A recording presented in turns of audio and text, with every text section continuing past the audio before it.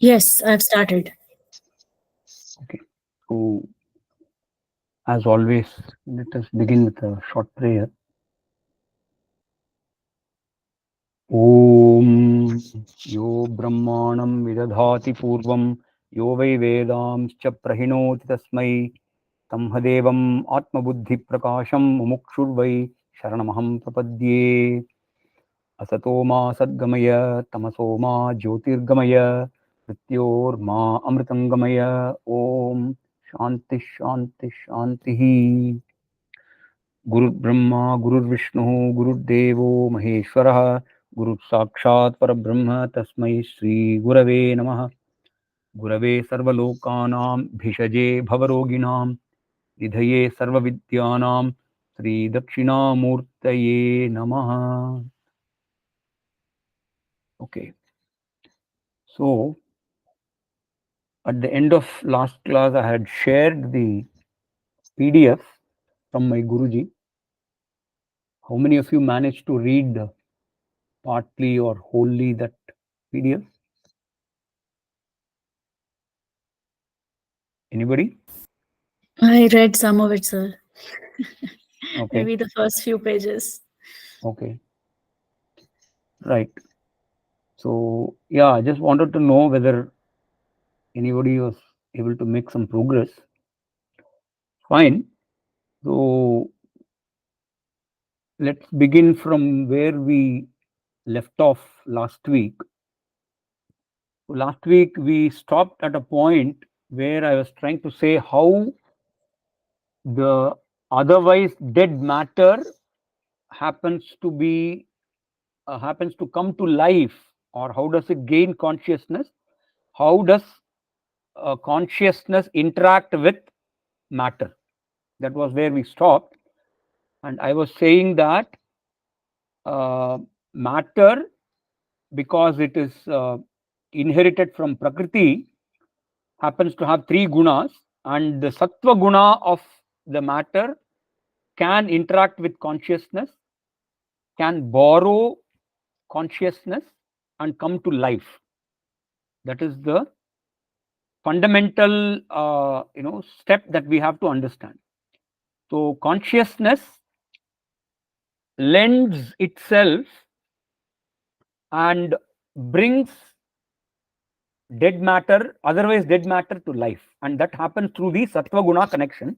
And I had mentioned that because mind the mind is um, consisting of complete sattva guna of all the five elements. The mind is in the best position to borrow this consciousness and come to life.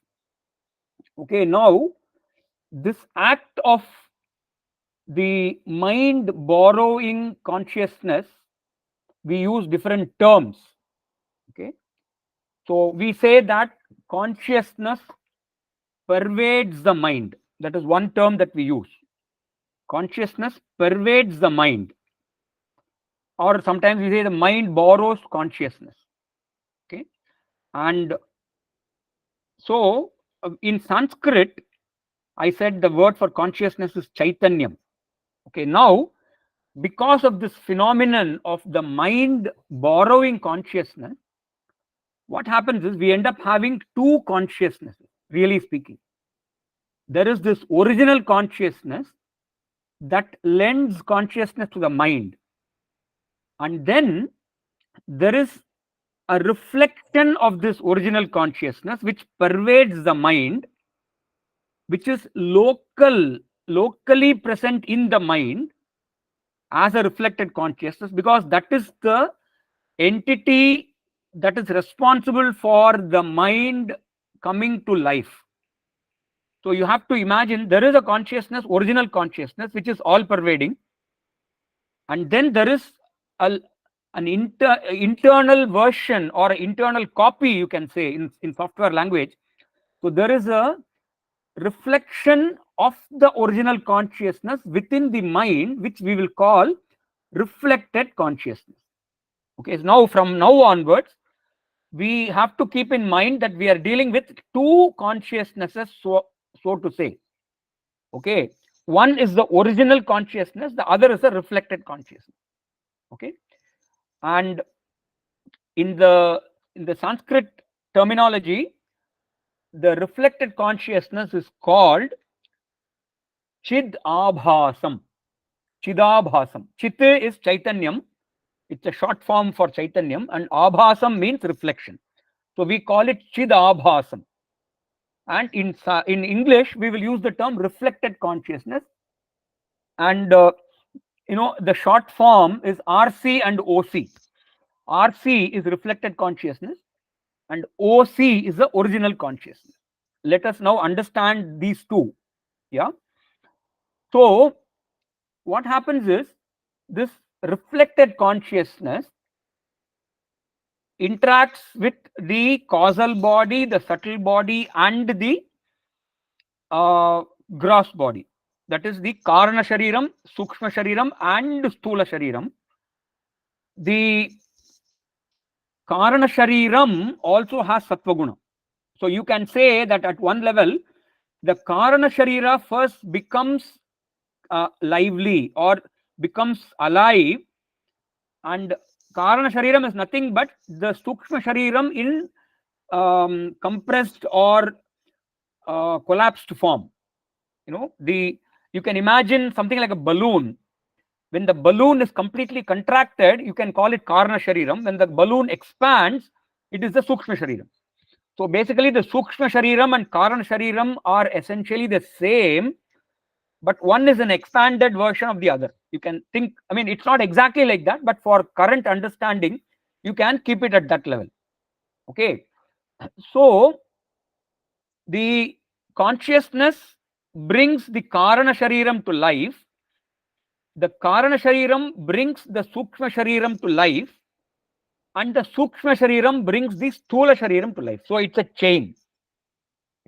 There is one primary borrower, which is the Karana Shariram, the Sattva Guna of the Karana Shariram, and that primary borrower in turn lends this borrowed consciousness or the reflected consciousness to the Sukshma Shariram.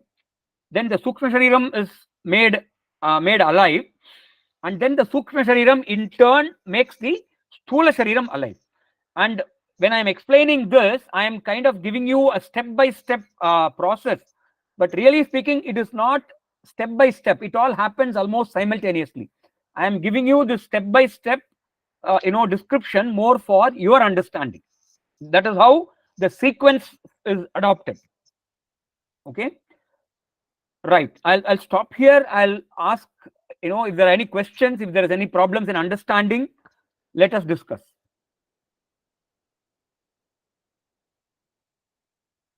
Yes, sir.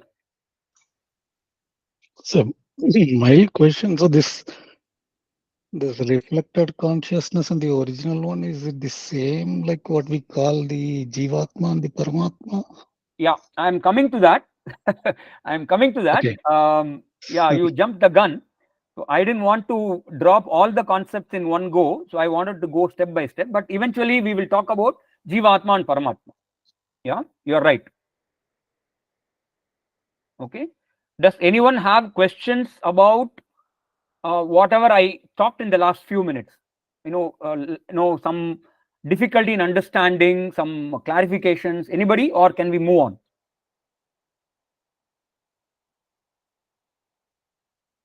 No one? No questions? Okay. So as I said, the reflected consciousness interacts with the causal body, the subtle body, and the gross body. So for each of these, we give a specific name, and it is useful to know these names, because when you go to Upanishads or some of the other Vedantic scriptures, you will come across these words, and it may help you to understand what they are talking about. Okay. So the reflected consciousness associated with the gross body, Sthula Shariram, is called Vishwa. Vishwa, Vishwa. Okay.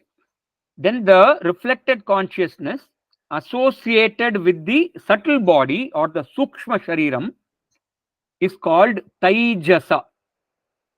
Taijasa, Taijasa. Okay. And the reflected consciousness associated with the Karana Shariram or the causal body is called Pragnya. Pragya, Pragya. So that is the reflected consciousness associated with the Karana Shariram. So if you recall the earlier discussion we had about the three Sharirams and the three states, you can also say that the reflected consciousness associated with the waking state is called Vishwa, because the waking state is associated with the Sthula Shariram. Similarly, the reflected consciousness associated with the dream state is called the Taijasa, because the dream state is connected to the subtle body, Sukshma Shariram. And similarly, the reflected consciousness associated with the deep sleep state is the Pragya, because the deep sleep state is associated with the Karana Sharira. So we can make a kind of a table to map all of these. Okay, so you have to remember this. So this is at the individual level. This is all that we have talked about so far is the individual level, Vyashti. We call it Vyashti. Vyashti. So this is called Vyashti view. Now we will go to the Samashti view. The Samashti view is the cosmic view. Okay. So in Sanskrit we have some terms for this. You know, the Vyashti view is also called Pindandam. Pindandam. Pindam means a piece of flesh. Yeah. And the Samashti view is called Brahmandam. Brahmandam. Brahma means really infinite, unlimited. Yeah, Brahmandam. And in English, we use the terms microcosm and macrocosm. Microcosm, MICROCOSM, microcosm is the individual view, and the macrocosm, MACRO, cosm, is the cosmic view. The cosmic view. Okay, so exactly like how the individual at the Vyashti level has a Sthula Sukshma Karana Shariram, the macrocosm also, the Vyashti also has a Sthula Sukshma Karana Prapancha. There we call it Prapancha. Sthula Prapancha, Sukshma Prapancha, and Karana Prapancha. Okay. And exactly like how the infinite consciousness interacts with the sharirams to bring them to life, the cosmic body, the cosmic prapancham also has a reflected consciousness at every level. So the reflected consciousness associated with the gross world, that is the sthula prapancham, that is called Vaishvanaraha. Vaishvanaraha, that is the name. Then the reflected consciousness associated with the subtle universe or Sukshma Prapancham is called Hiranyagarbha. Hiranyagarbha, that is the name. And then the reflected consciousness associated with the Karana Prapancha is called Ishvara. That is called Ishvara. These are all, I would say, I would use the term technical words or technical terms because they are used in a very specific sense. They are used in a very specific sense. And the pramanam or the basis for all these is the Mandukya Upanishad. There is a small Upanishad consisting of some 12 mantras, which is called the Mandukya Upanishad, and there you get all these ideas. Okay, that is just for your reference. Okay, now we have an individual view, a Vyashti view, a microcosmic view, where you have a Karana Shariram, Sukshma Shariram, Sthula Shariram, all enlivened by consciousness. And on the cosmic side, or the Brahmandam side, or the Samashti side, you have the Sthula Prapancham, Sukshma Prapancham, and Karana Prapancham, all reflecting consciousness. And then there is this original consciousness. Now, that original consciousness that we talk about is the common entity for everything. So there is only one cosmic consciousness. No, there is only one cosmic consciousness, and that one cosmic consciousness is infinite in nature. It is infinite in nature. Infinite means it is not limited. It is not limited by space or time. And that is also called Brahman. Brahma. In Sanskrit, it is called Brahma, not to be confused with Brahma. You know, in Puranas, we have a Brahma who's shown with 4 heads and who's supposed to be the creator. That Brahma is different. We will talk about it later. This is Brahma. Brahma.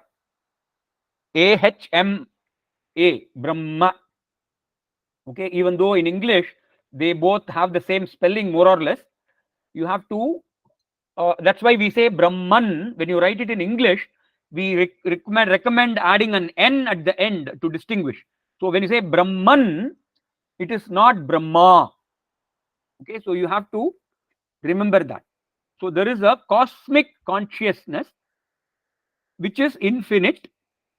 It is not limited by space or time, and that is responsible for bringing the individual and the world to life.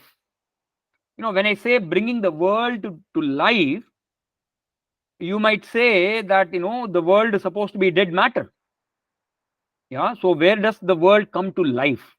Yeah, if you actually look at the universe as a whole, you see that the universe is not static, it is moving. Even science says that the universe is expanding. So there is some movement. Yeah, there is some movement. And then, at least as far as the earth is concerned, we know that the earth supports a lot of life. Okay, and so for the human beings, the rest of the world consists of living and non-living entities. So in that sense, the world is, you know, a living in some sense. Okay, but if you actually look into the atomic level, even the electrons are moving at a very fast speed. That is in a way indicating that even the electron is a living entity.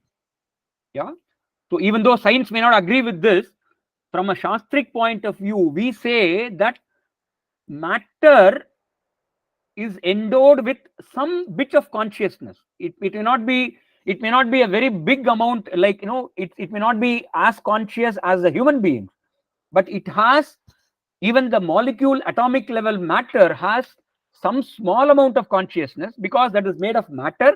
It still has a little bit of sattva guna, and that sattva guna can absorb some consciousness and come to life in a very limited sense, which is what is probably responsible for all the subatomic activities that science talks about.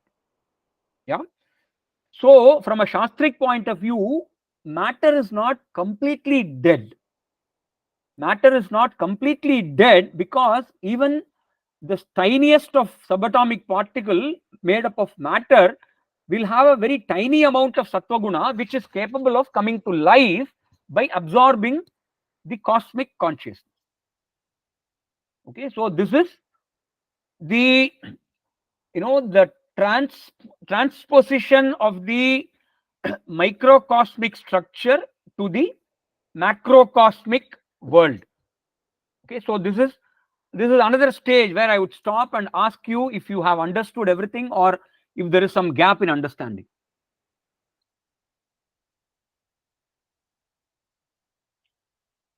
Was that too much?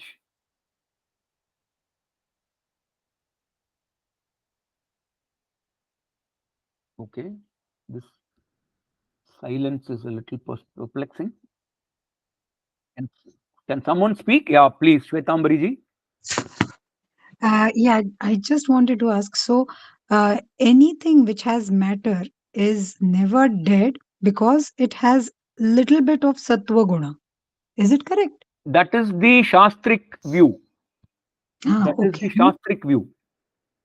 Mm-hmm.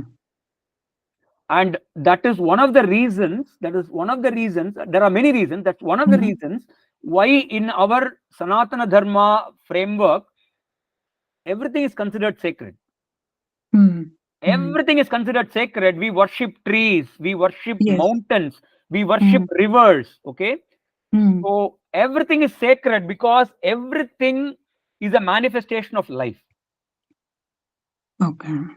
Okay. Mm.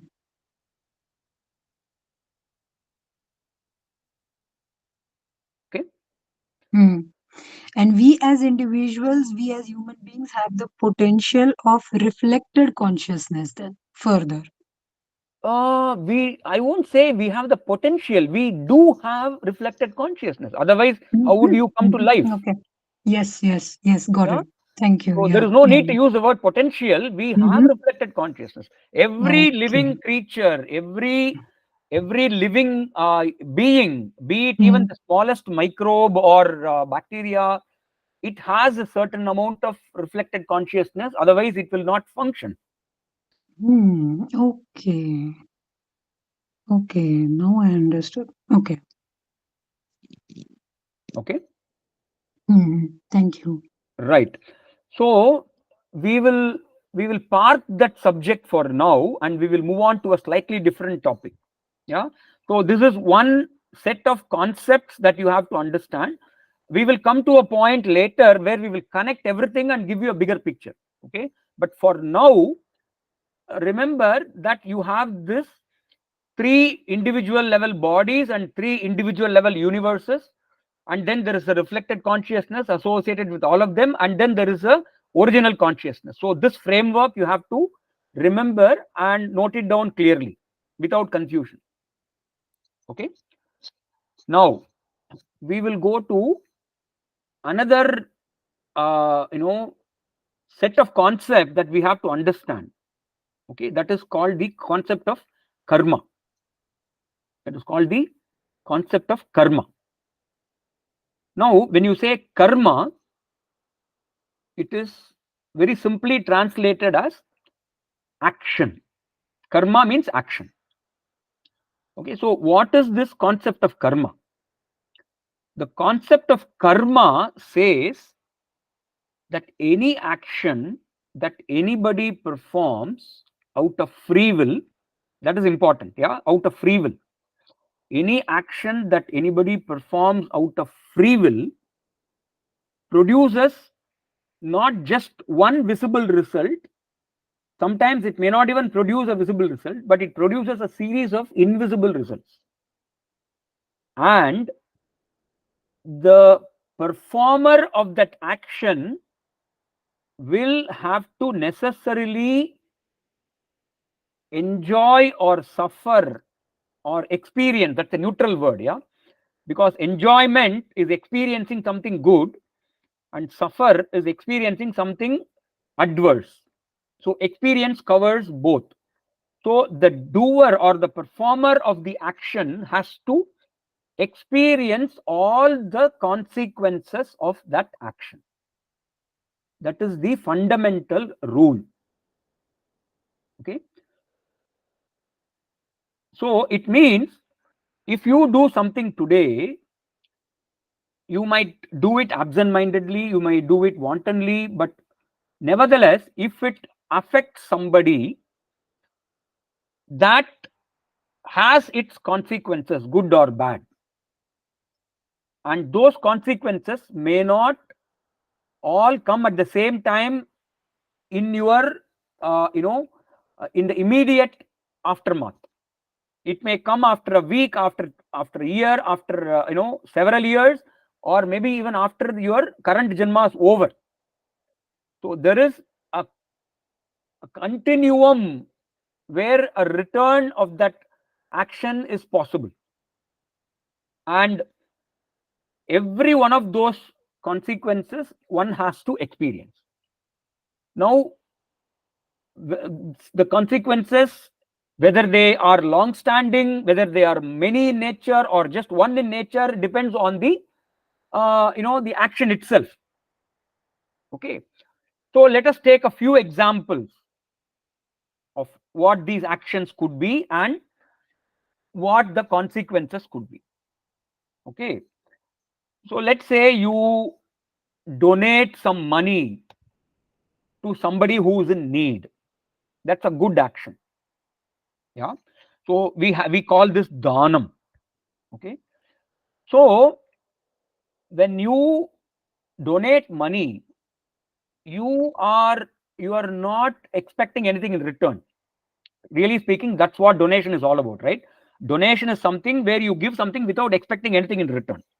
Okay, but the karma law, the law of karma says that even though you don't expect anything in return, that you have helped somebody in need is counted as a positive action from you, and that can get you some kind of a reward at a later point of time. The immediate reward may be that you get the gratitude of that person.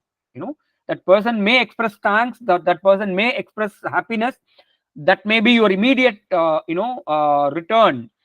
But in addition to that, there could be some small, big or bigger return at a later point that we call adrishtam or punyam. Adrishtam or punyam, because when the effect of that good action comes to you, it does not come with a tag that this is a consequence of your donating X rupees on that day to somebody. It doesn't come telling that. It comes to you in an unexpected way, and you don't know the cause exactly why it came, but it comes. Okay, that is why it is called adrishtam. Adrishtam means unforeseen or invisible. You can also say invisible, and we call it punyam. Yeah, Deepaji. And if that action is not performed out of free will, if somebody has forced me to do something, then I have any consequence of it? Well, when somebody forces you to do something, is it a bad deed or a good deed? That's the question. Let's say it's a bad deed. What are you forced to do? If it is a bad deed, then because you mentioned concept of karma is action performed by anyone out of free will. See, somebody may force you. Okay, somebody may force you. That is their free will. They are exercising their free will. Okay. But if somebody forces you, you still have the free will to refuse. So by not using your free will, by succumbing to the forcible persuasion of the other person, you choose to do what he is forcing you to do. So in a sense, you are exercising your free will, even though you may claim that you are forced to do it. Okay, if you really want to avoid doing that, you have the choice of doing it, because that is what free will is all about. Free will is a situation where you have two choices in front of you. You can take it or you can leave it. And by exercising a choice, you are exercising your free will. Okay.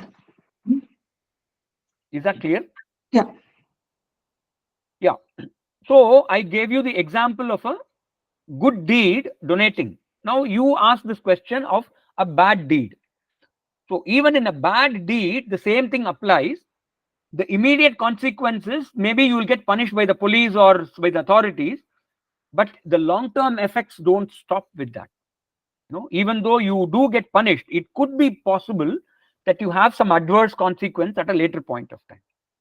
Okay, so this is a simple a fundamental axiom of karma, but you have a complete framework built based on this one simple axiom. Okay, the thing is, in one's lifetime we perform millions of actions. We perform millions and millions of actions, and the consequences of some of those actions we experience in the same lifetime. But there are a lot of things which we may or may not experience in the same lifetime, and all of that gets accumulated. And imagine you're kind of running an account. You have karma that you perform, you have the consequences of that karma coming to you in the same janma, but something remains unfructified, so to say. So, and then the person's janma comes to an end, the person dies. Then what happens? All that unfructified karma, which will fructify in a later janma, that is called agami karma. That is called agami karma. Okay. Now, when the janma begins, when a person is born, that person is born with a set of karma which he has to go through in that life.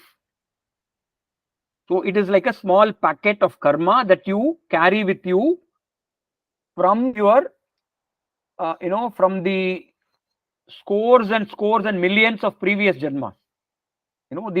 The point is, all of us have gone through millions and millions of janmas before this current janma. Okay, all of us have gone through millions and millions of janmas before this current janma. So we all have performed so much of karma in all those past millions of janmas. So this janma begins with a very small packet of that accumulated karma. Okay, now the complete accumulation of karma from all the past lives is called sanchita karma. Sanchita karma. Sanchita, sanchita karma. That is the superset of all the karmas that one has accumulated over the past so many millions of janmas. And out of that huge bundle of karma, there is a very small bit that is taken out, which is due to fructify in the current janma. That is called prarabdha karma. Prarabdha, prarabdha karma. Did I say that right? Prarabdha, prarabdha karma. That is the small bundle of karma with which one begins the current janma. And then the current janma will go on until all of that prarabdha karma gets exhausted. And in addition to the prarabdha karma, you will also exhaust some of the karmas that you do in your current janma.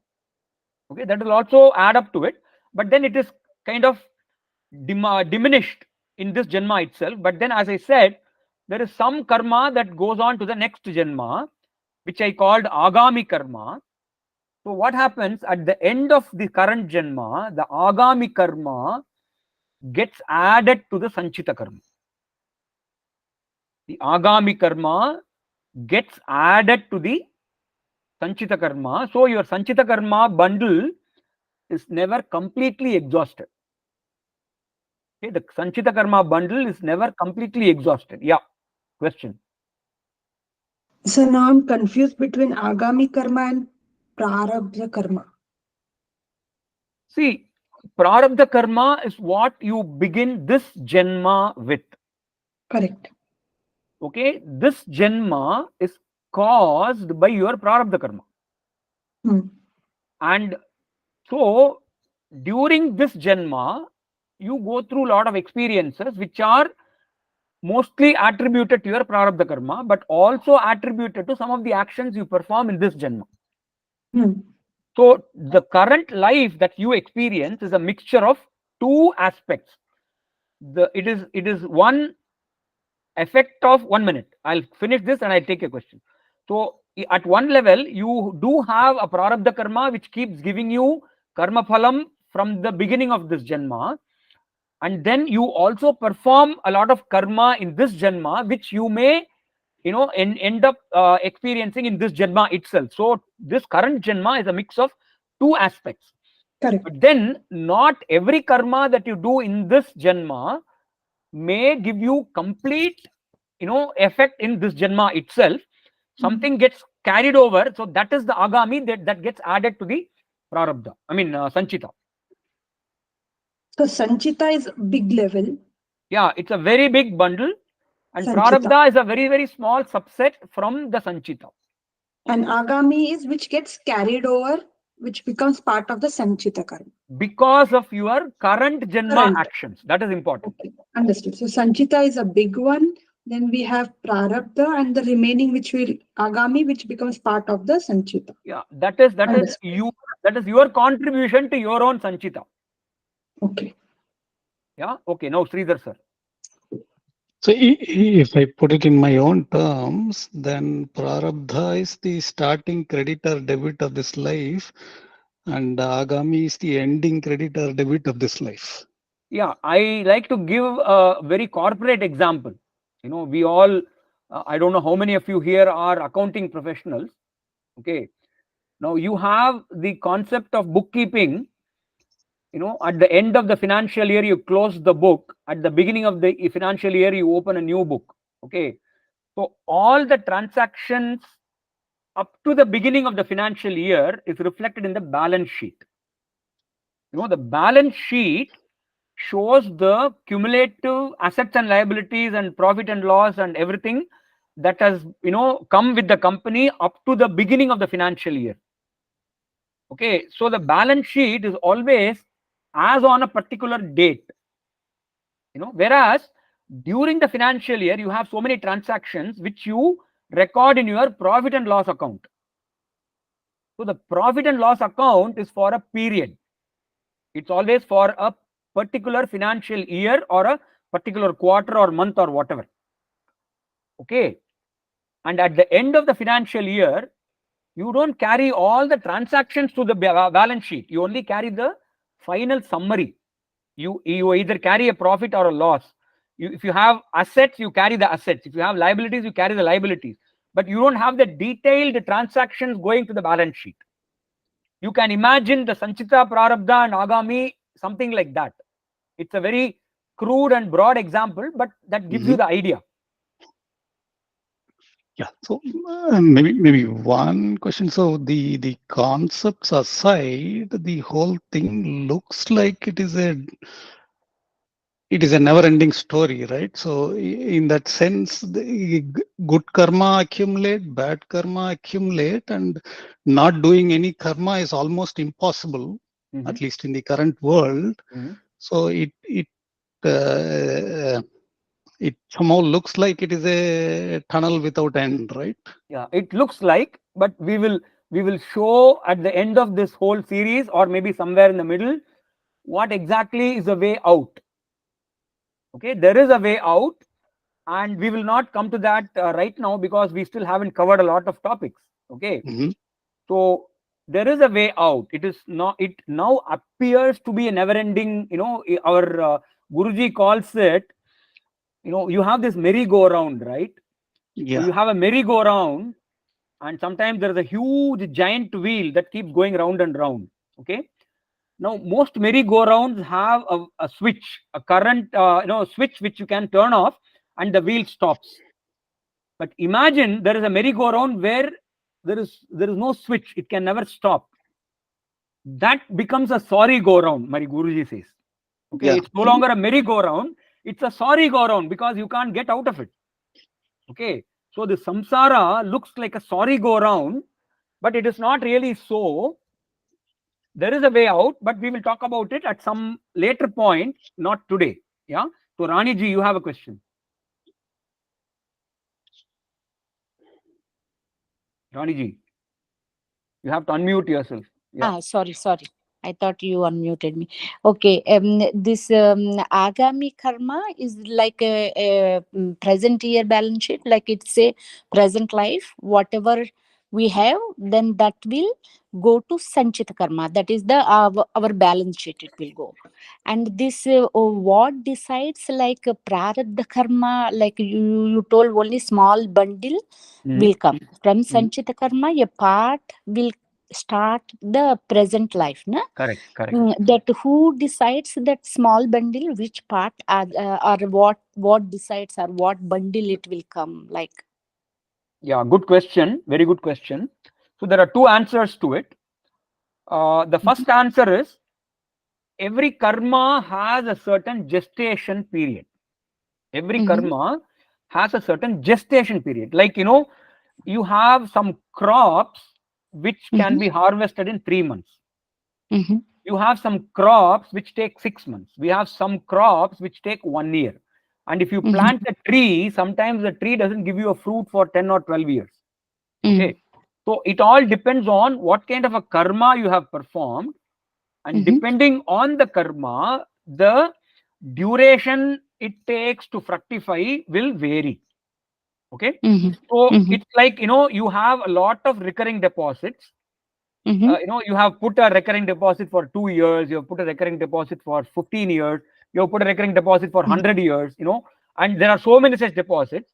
So the point at which a bunch of those recurring deposits are going to mature, that determines your prarabdha bundle. Okay.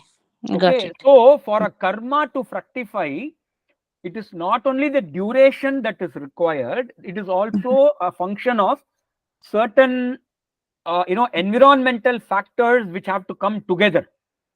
Okay. So very often we give this example. Of course, it's a very tragic example. Imagine there is a train accident or there's an air crash and some 100 people die. Okay. Now all those 100 people, they probably come from different walks of life, but they have a karma that they have to die in this particular train accident or air crash. Okay. Now, let's imagine somebody's prarabdha requires them to die in a train accident. So they will probably be born in a yuga where trains are available, first of all. Yeah. So they cannot be born in a yuga or in an era where there were no trains. Or, things like, people dying in a tsunami or people dying in earthquake and all that. Yeah. So these are all general examples that we give, that even though some 20 people die, they may come from very different backgrounds, and they may all not be evil people. They may be some very good people, but they have this karma that they have to die in a particular avalanche or whatever. So they have to first come together, so that that environment or circumstances for the karma to fructify has to be available. So those are, it's a very complex thing. It's not a very simple, straightforward answer. I'm just giving you an example that you can understand in a simple way. Okay. And the bigger answer is, we have this Ishvara. We have this Ishvara who is also called the Karma Phala Data. Karma Phala Data means one who provides or one who delivers or gives.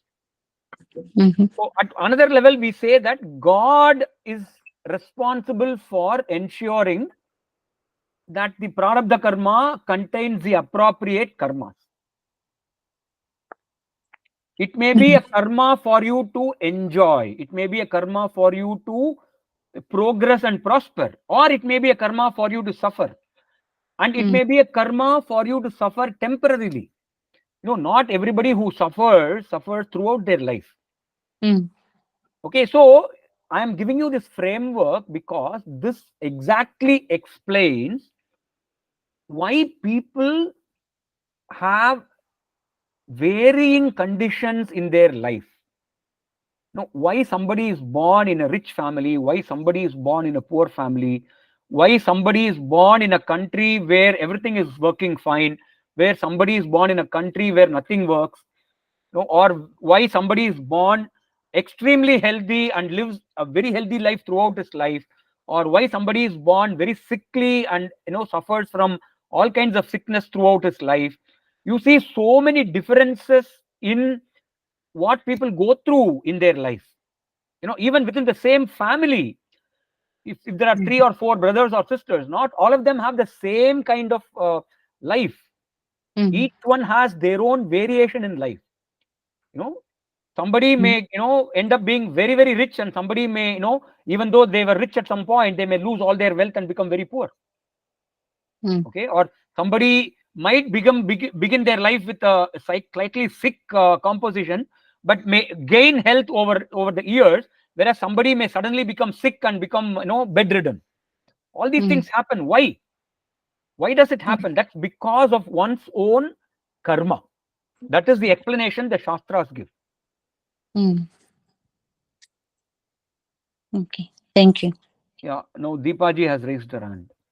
Maybe it's a big question, but just still asking, is this karma cycle restricted to one yuga, or because we No, have it is Kali not Yuga? restricted. I'll come to that. Okay. It is not restricted because the yuga is a very small portion of time. Okay, the yuga itself is a very small portion of time, and when we talk about yuga and creation, the creation is never ending. It's a cyclic, never ending process. We use the word anadi. Anadi, ananta. Anadi means without a beginning, and ananta means without an end.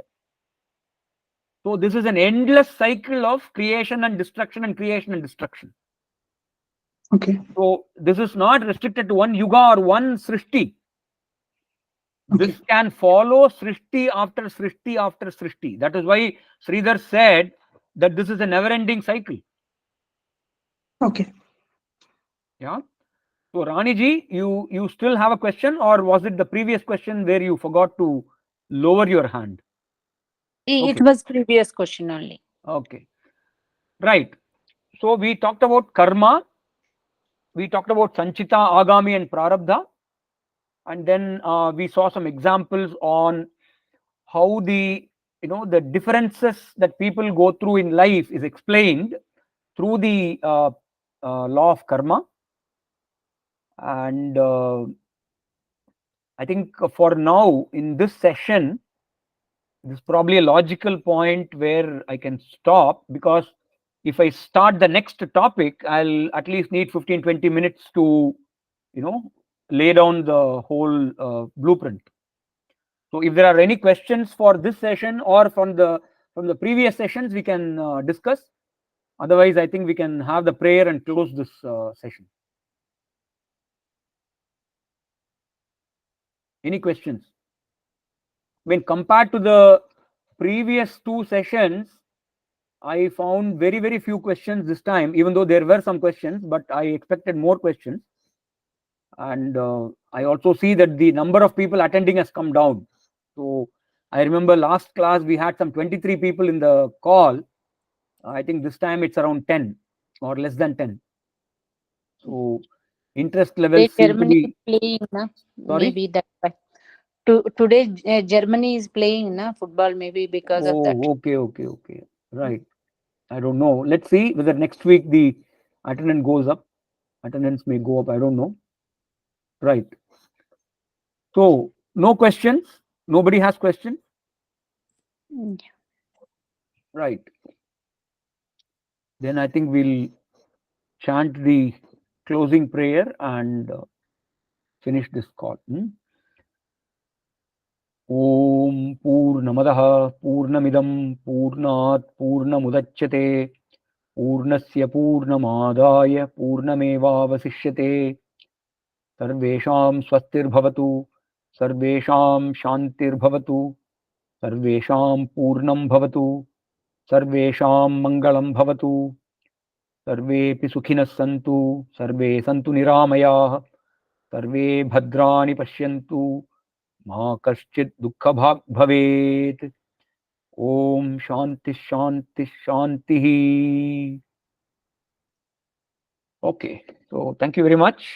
We will meet next Wednesday. Namaste. Namaste. Thank you. Namaste. Thank you. Thank you. Thank you. Thank you. Bye.